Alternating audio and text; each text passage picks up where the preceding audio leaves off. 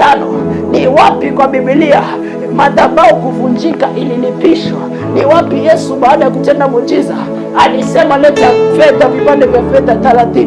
Ni wapi kwa maandiko nionyeshe ya kwamba Yesu baada ya kutenda muujiza aliitisha fedha?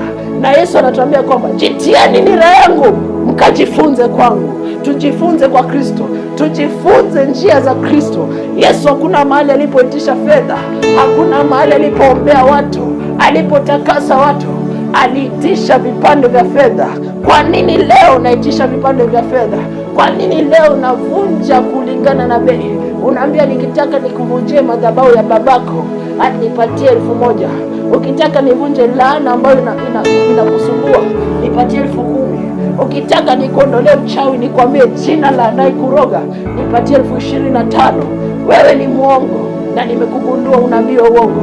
Unadanganya washirika, unapotezea muda watu wasijifahamu wao ni akina nani, wasijigundue ule uwezo waliopewa na Mungu, waendelee kukufuatilia ukikula mali zao. Bwana Yesu asifiwe. Haleluya.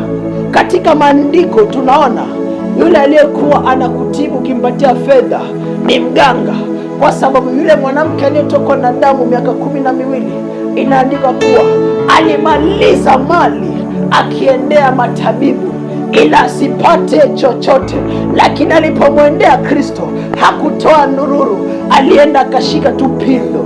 Kuamini peke yake, kufuata Kristo, kujigundua mimi ninaposhika pale, ninapong'ata pale, nimepokea uponyaji. Lakini unapoona mchungaji anakuambia njoo na mali yako, jua huyo ni mganga, ni mchawi aliyejificha chini ya Biblia, na tunaenda kumlipua kwa jina la Yesu. Tunaenda kumexpose in the name of Jesus Christ. Wataenda kukuwa exposed na mipango yao, wanaenda